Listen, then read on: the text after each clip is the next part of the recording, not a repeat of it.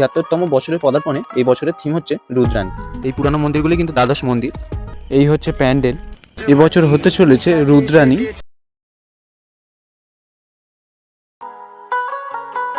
এই মুহূর্তে দাঁড়িয়ে রয়েছি আমি বরিশা সার্বজনীন যে দুর্গাপুজোটি হয় সেই ক্লাবের সামনে। এই বছর বরিশা ক্লাব আমাদের কি উপহার চমক দিতে চলেছেন সেটা দেখতে আজকে আমি চলে এসেছি।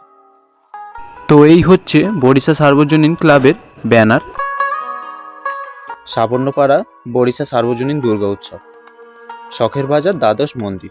76তম বছরের পদার্পণে এই বছরের থিম হচ্ছে রুদ্রাণী। সৃজনে রয়েছেন অনিমেষ দাস এবং মাতৃ প্রতিমার শিল্পী রয়েছেন সৌমেন পাল।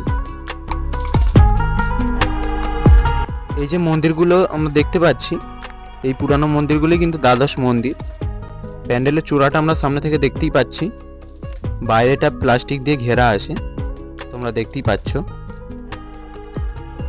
লাস্ট ইয়ার আমরা দেখেছিলাম বরিশা সার্বজনীন দুর্গাপুজোর যে থিম হয়েছিল সেটার নাম ছিল মাইলস্টোন, অর্থাৎ আমাদের সারা জীবনের যে জার্নি পরিণতি, সেটার পরিণতি কি হতে চলেছে সেটা আমরা কেউ জানি না। পাহাড়ের যে সৃষ্টি, নদীর গা বেয়ে আমরা যে পাদদেশে পাই সেটার আলাদা রূপ থাকে, কোনোটা লাল হয়, কোনোটা সাদা, ত্রিভুজ আকৃতির, নানা রকম হয়। এই যে জার্নি সেটাই কিন্তু ফুটিয়ে তোলা হয়েছিল এই বরিশা সার্বজনীন ক্লাবে।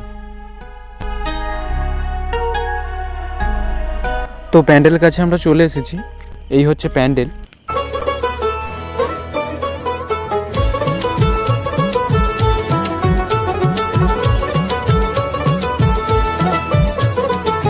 দুর্গার আগমনে উল্লাসে আলিঙ্গনে মহামারী। সামনে দেখতে পাচ্ছি লোহার রড ব্যবহার করা হয়েছে। তো মায়ের যে রূপ এবছর হতে চলেছে রুদ্রাণী, এর মানে কিন্তু আমরা প্রায় সকলেই জানি। ভগবান শিবের স্ত্রী মা পার্বতী, দেবী দুর্গা, এই মায়ের আরেক রূপ হলো রুদ্রাণী, যেটা আমরা কিন্তু এই বছর দেখতে পাবো এই পুজো মণ্ডপে।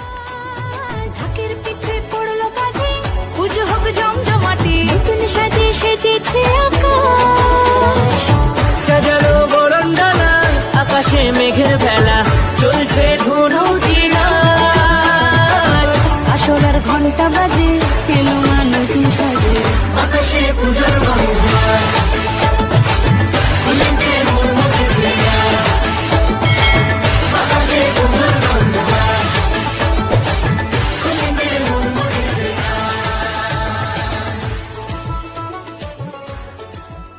দেখতেই পাচ্ছ তোমরা, পুরোটা লোহার রড দিয়ে ঝালাই করা হয়েছে, একদম গোল করে বেড দিয়েছে। ওপরের অংশগুলো দেখতে পাচ্ছি সবগুলো রড গিয়ে কিন্তু একদম চূড়া সৃষ্টি করেছে।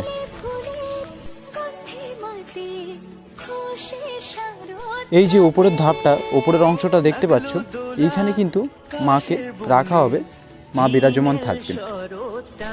তো এই দিকের অংশটা আমি দেখতে পাচ্ছি প্লাস্টিক দিয়ে ঘিরে দেওয়া হয়েছে পুরোটা। তো এটা পুরোপুরি এরকম থাকবে কি বৃষ্টির কারণে দেওয়া হয়েছে, তো সেটা আমি জানি না, হয়তো পরে আসলে জানতে পারবো। নেক্সট টাইম যখন আসবো তোমাদেরকে দেখাবো কতটা কি প্রস্তুতি হলো।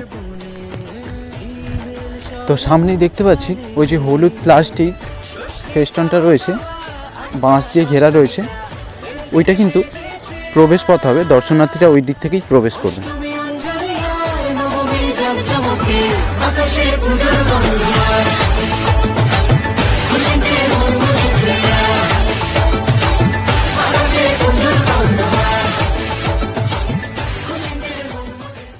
তো এখন সবে মাত্র এটুকু কাজ সম্পন্ন হয়েছে, এখনও অনেকটাই কাজ বাকি আছে।